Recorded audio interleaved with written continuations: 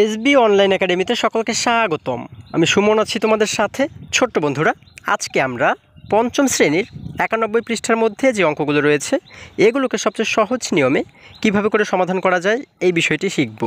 চলো তাহলে শুরু করা যাক। বন্ধুরা, আমরা যদি 91 পৃষ্ঠার একদম উপরে লক্ষ্য করি, এখানে 8.2 বলা হয়েছে গড় নির্ণয়ের অন্য উপায়। অর্থাৎ এর আগে আমরা যে নিয়মে গড় নির্ণয় করা শিখেছিলাম সেই নিয়মটি ছাড়া বা সেই উপায়টি ছাড়া আজকে কিন্তু আমরা শিখব অন্য কোনো উপায়ে গড় নির্ণয় করা যায় কিনা, তাই না? আচ্ছা দেখো, আমরা শুরুতেই কিন্তু এখানে একটি প্রশ্নবোধক চিহ্ন দেখতে পাচ্ছি। এখানে বলা হয়েছে নিচের ছকে 5 জন শিক্ষার্থীর উচ্চতা দেওয়া হলো। আচ্ছা, আমরা একটু নিচে যদি লক্ষ্য করি, এখানে কিন্তু একটি ছক আমরা দেখতে পাচ্ছি। দেখো, এই ছকে 5 জন শিক্ষার্থীর উচ্চতা কতটুকু সেটি কিন্তু দেওয়া রয়েছে। যেমন দেখো, আমরা উপরে যদি লক্ষ্য করি, এখানে কিন্তু বলা হয়েছে নাম। অর্থাৎ এই উপরে কিন্তু আমরা দেখতে পাচ্ছি 5 জন শিক্ষার্থীর নাম রয়েছে। যেমন দেখো, রেজা, মিনা, সিয়াম, তাসলিমা, উজ্জ্বল। এগুলো হচ্ছে কি 5 জন শিক্ষার্থীর নাম। এবং আমরা যদি নিচে লক্ষ্য করি, দেখো এই নিচের লাইনটিতে যদি আমরা লক্ষ্য করি, এখানে কিন্তু আমরা দেখতে পাচ্ছি প্রত্যেক শিক্ষার্থীর অর্থাৎ একজন শিক্ষার্থীর উচ্চতা কতটুকু সেটি কিন্তু আমরা এই নিচে দেখতে পাচ্ছি। যেমন দেখো, এখানে বলা হয়েছে রেজার উচ্চতা হচ্ছে 143 সেন্টিমিটার।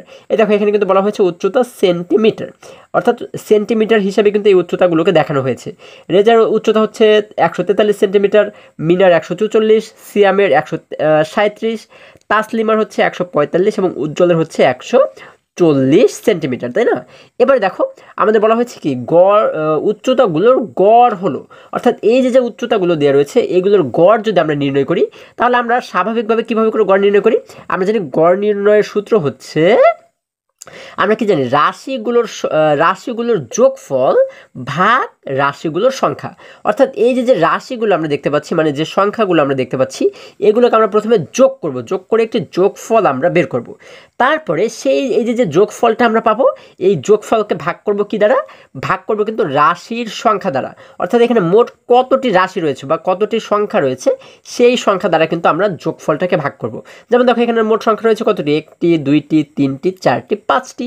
অর্থাৎ আমরা কিন্তু এইগুলোকে যোগ করে যে যোগফল পাবো সেটিকে ভাগ করব কত দ্বারা? যেহেতু 5টি সংখ্যা এখানে রয়েছে, যার কারণে 5 দ্বারা কিন্তু ভাগ করব, তাই না? তাহলে কিন্তু আমরা গড় যে উচ্চতা সেটি পেয়ে যাব। যেমন দেখো, এইখানে কিন্তু আমরা শুরুতে কি করলাম? 1 2 3 4 5, এই 5টি উচ্চতাকে আমরা যোগ করলাম। দেখো, মাঝখানে কিন্তু আমরা যোগ চিহ্ন দেখতে পাচ্ছি। যোগ করে আমরা কি করলাম? একটি ভাগ চিহ্ন দিয়ে ভাগ করব কত দ্বারা? যেহেতু 5টি রাশি এখানে রয়েছে, যার কারণে কিন্তু আমরা ভাগ করব 5 দ্বারা। দেখো, এখানে দেখতে পাচ্ছি ভাগ 5। এবারে যখন আমরা যোগ করে 5 দ্বারা ভাগ করলাম, তোমরা কিন্তু আলাদা জায়গাতে দেখতে পারো। হ্যাঁ, প্রথমে এগুলোকে যোগ করবে, তারপরে এই যোগফলটাকে 5 দ্বারা ভাগ করবে। ভাগ করার পর আমরা পাবো কত? পাবো হচ্ছে 141.8 সেন্টিমিটার। ঠিক আছে, তোমরা কিন্তু চাইলে আলাদা জায়গাতে করেও দেখতে পারো। আমাদের উত্তর হবে 141.8 সেন্টিমিটার। অর্থাৎ এটি দ্বারা আমরা বুঝতে পারি যে এক একজনের গড় উচ্চতা হচ্ছে 141.8 সেন্টিমিটার, তাই না? দেখো, এটি হচ্ছে নর্মাল নিয়ম, অর্থাৎ সাধারণ যে নিয়মে আমরা গড় নির্ণয় করি এটি হচ্ছে সেই নিয়ম। এবারে যদি আমরা একটু নিচে লক্ষ্য করি, দেখো এখানে কি বলা হয়েছে? এখানে বলা হয়েছে সূত্র ব্যবহার করে আমরা কিভাবে সহজে গড় নির্ণয় করতে পারি তা আলোচনা করি।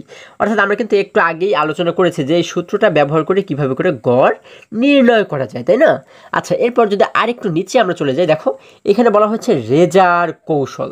অর্থাৎ এই আগের নিয়মটি ছাড়া এবারে রেজার কৌশলে আমরা কিভাবে করে গড় নির্ণয় করতে পারি সেই বিষয়টি যদি একটু দেখি। দেখো, আমাদের প্রথমে বলা হয়েছে কি, দেখো, যেহেতু প্রত্যেকের মান 130 থেকে বড়, তাই আমি 130 সেন্টিমিটার থেকে পার্থক্য নির্ণয় করা শুরু করেছি। মানগুলো হলো, আচ্ছা দেখো এখানে রেজা কি বলেছে? রেজা বলেছে হচ্ছে, এই দেখো এইখান থেকে যদি আমরা দেখাই, রেজা বলেছে হচ্ছে যেহেতু প্রত্যেকের মান হচ্ছে 130 থেকে বড়, অর্থাৎ আমরা এখানে যে কয়টি সংখ্যা দেখতে পাচ্ছি, অর্থাৎ এই যে উচ্চতার যে সংখ্যাগুলো আমরা দেখতে পাচ্ছি, এখানে প্রত্যেকটি সংখ্যা কিন্তু 130-এর চেয়ে বড়, তাই না? আচ্ছা, এখন বলা হয়েছে তাই আমি 130 সেমি থেকে পার্থক্য নির্ণয় করা শুরু করেছি। আচ্ছা, পার্থক্য বলতে কি বোঝায়? 130 সেমি থেকে সে পার্থক্য নির্ণয় করা শুরু করেছে, তাই না? তাহলে এটি দ্বারা আমরা কি বুঝতে পারি? যেমন দেখো, এখানে রয়েছে প্রথমে কত রয়েছে? 143 সেন্টিমিটার, তাই না? এখন 130 থেকে আমরা কি করব? 130-এর পর থেকে আমরা 143 পর্যন্ত গণনা করব যে 130 থেকে 143 কত বড় হ্যাঁ, অথবা আমি তোমাদেরকে যদি আরেকটু ভালো করে বোঝানোর চেষ্টা করি, এই যে 143 রয়েছে, 143 থেকে আমরা 30কে বাদ দেব, ঠিক আছে? 30কে বাদ দিলে আমরা যে বিয়োগ ফলটি পাবো সেটি হচ্ছে কি 130 এবং 143-এর মধ্যে পার্থক্য, তাই না? অর্থাৎ এই দুটি সংখ্যার মধ্যে কত ব্যবধান রয়েছে সেটিকেই তো পার্থক্য বলা হয়, তাই না?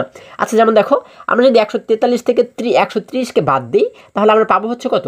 আমরা কিন্তু পাবো হলো 13, তাই না? দেখো, এই দেখো, যার কারণে সে কী করেছে, সে যখন এই মানগুলো বের করেছে, অর্থাৎ পার্থক্যগুলো যখন বের করেছে, দেখো এখানে আমরা প্রথমে পার্থক্য পাচ্ছি হচ্ছে 13 সেন্টিমিটার, তাই না? যার কারণে আমরা শুরুতে লিখেছি 13, এরপরে একটি কমা দিয়ে এই দেখো এর পরের সংখ্যা রয়েছে কি 144, তার মানে আমরা এবারে 144 থেকেও কিন্তু 130কে বিয়োগ করবো, মানে প্রত্যেকটি সংখ্যা থেকে কিন্তু আমরা 30কে বিয়োগ করবো, তাহলেই কিন্তু আমরা পার্থক্য পেয়ে যাবো, তাই না? এখন দেখো তো 144 থেকে যদি 130কে আমরা বিয়োগ করে দিই তাহলে কত থাকে? তাহলে কিন্তু থাকে 14, তাই না? দেখো, এই দেখো আমরা লিখেছি 14 সেন্টিমিটার, এরপর একটি কমা দিয়ে এই পাশে রয়েছে কত 137, 137 থেকে যদি 130কে আমরা বিয়োগ করে দিই তাহলে থাকে হচ্ছে শুধুমাত্র 7, তাই না? দেখো এখানে আমরা দেখতে পাচ্ছি শুধুমাত্র 7 সেমি। আচ্ছা, এগুলো হচ্ছে কি পার্থক্য, তাই না? আচ্ছা, এরপরে রয়েছে কি 145, অর্থাৎ 145 থেকেও যদি আমরা 130কে বিয়োগ করে দিই তাহলে থাকে হচ্ছে 15, আমরা এই দেখো এখানে দেখতে পাচ্ছি রয়েছে 15 সেন্টিমিটার, এবং সর্বশেষ 140, এই 140 থেকে যদি 130কে বিয়োগ করে দিই তাহলে কিন্তু থাকে 10 সেন্টিমিটার, আমরা এখানে দেখতে পাচ্ছি 10 সেন্টিমিটার। অর্থাৎ আমরা কিন্তু এই পার্থক্যগুলোকে এইখানে বের করে নিলাম, তাই না? যে 130 থেকে প্রত্যেকটি সংখ্যা কত কত বড়, এই পার্থক্যগুলোকে কিন্তু আমরা এখানে বের করে নিলাম। এবারে কি বলা হয়েছে দেখো, এবারে বলা হয়েছে যে তারপর আমি মানগুলোর গড় নির্ণয় করেছি। আচ্ছা, এই যে পার্থক্যগুলো আমরা পেয়েছি দেখো 13 সেন্টিমিটার, 14, 7, 15 এবং 10 সেন্টিমিটার, এই পার্থক্যগুলোকে আমরা কী করেছি, এই সংখ্যাগুলোকে আমরা গড় নির্ণয় করেছি। আচ্ছা, এটিকে যদি আমরা গড় নির্ণয় করি তাহলে কীভাবে করে নির্ণয় করব? আমরা জানি গড় নির্ণয়ের সূত্র হচ্ছে রাশিগুলোর যোগফল ভাগ হচ্ছে কি রাশিগুলোর সংখ্যা। তাহলে এই যে রাশিগুলো আমরা দেখতে পাচ্ছি এইগুলোকে আমরা আগে শুরুতে যোগ করব। দেখো এখানে আমরা দেখতে পাচ্ছি 13 যোগ 14 যোগ হচ্ছে 7, এই 7, এরপরে যোগ 15, দেখো এখানে রয়েছে 15, তারপরে যোগ হচ্ছে 10, এই যে 10 রয়েছে আমরা লিখে দিলাম যোগ 10। এগুলোকে যোগ করে আমরা এইগুলোকে ভাগ করব কত দ্বারা? দেখো এখানে কিন্তু আমরা পাশে একটি ভাগ চিহ্ন দেখতে পাচ্ছি। এখানে মোট রাশি রয়েছে কত? দেখো, একটি রাশি, দুইটি রাশি, তিনটি রাশি, চারটি রাশি, পাঁচটি রাশি, তাই না? যেহেতু 5টি রাশি রয়েছে যার কারণে কিন্তু আমরা এগুলোকে ভাগ করব হচ্ছে 5 দ্বারা, তাই না? আচ্ছা, যখন আমরা এই 5টি সংখ্যাকে যোগ করলাম এবং যোগ করার পরে যে সংখ্যাটি আমরা পেয়েছি সেটিকে যখন এই 5 দ্বারা আমরা ভাগ করেছি তখন আমাদের উত্তর হয়েছে কত? 11.8। এটি হচ্ছে কি, এটি কিন্তু উত্তর হয়েছে, তাই না? মানে গড় কিন্তু বের হয়েছে 11.8 সেন্টিমিটার, তাই না? আচ্ছা, এখন দেখো, এখন এই যে রেজা কি করেছে, সে বলেছে পরিশেষে 130 সেমির সাথে এই যে 100, এই যে দেখো এখানে যে আমরা 11.8 পাচ্ছি, এই 130 সেমির সাথে 11.8 সেমি যোগ করেছি। অর্থাৎ এই যে 130, এই 130কে আমরা কোথা থেকে পেয়েছি? একদম শুরুতে সে কিন্তু 130 থেকে এই উপরের সংখ্যাগুলো কতটুকু বড়, অর্থাৎ কি পার্থক্য রয়েছে সেটি কিন্তু আমরা বের করেছিলাম, তাই না? যার কারণে এই 130-এর সাথে আমরা কি করেছি, এই যে গড়টাকে আমরা পেয়েছি, পার্থক্যের যে গড়টাকে আমরা পেয়েছি এটিকে কিন্তু আমরা যোগ করে দিয়েছি। এই 130-এর সাথে যখন আমরা 11.8কে যোগ করেছি তখন আমাদের মোট হয়েছে কত? দেখো, এই যে 130 যোগ 11.8 সমান 141.8।